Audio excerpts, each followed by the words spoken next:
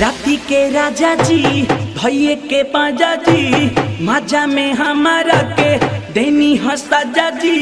थोड़ी बचटनी मालैया कलम करी होइया दबादी देनी मुचकाई मोर कलैया कलम करी होइया दबादी राती के राजा जी भैये के पाजा जी माजा में हमारा के देनी हसाजा जी थोड़ी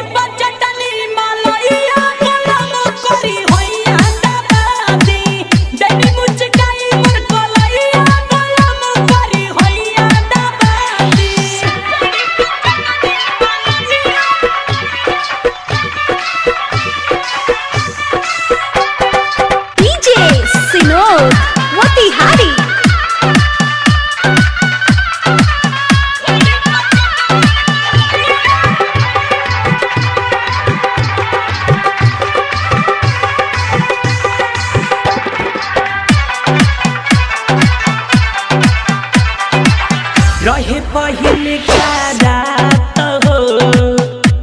के मीठी मीठी बात हो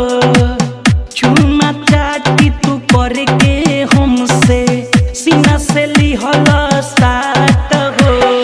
रहे सुहाग वाली रात हो के मीठी मीठी बात हो चुमा चाटी के हमरा से सीना से लिहल हाथ जोड़नी तबो न छोड़नी 3 कट्ठा खेत के खूबे नु कोड़नी रौरता होई जोतवैया गलम करी होइया दबादी देनी मुचकाई मोर कलैया गलम करी होइया दबादी राती के राजा जी भैये के पाजा जी माजा में हमारा के देनी हो सजा जी ढोली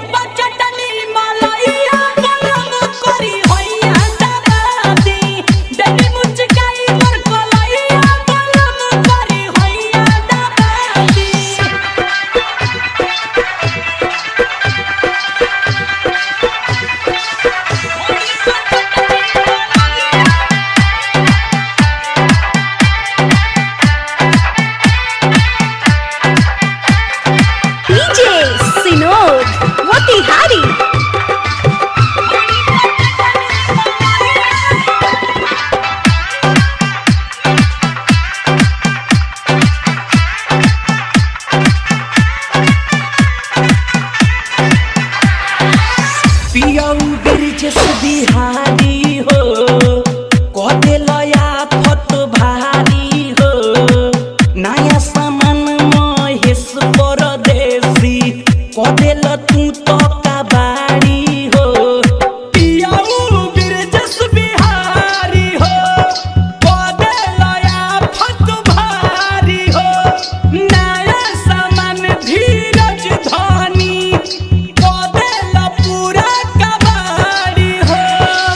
सैया विनोद हो संगे सिनोद हो ना कोई नी ताहारा से कभो विरोध हो बोला लिया है दवाइया गलम करी होइया दबादी देनी मुचकाई मोर कलैया गलम करी होइया दबादी राती के राजा जी भैये के पाजा जी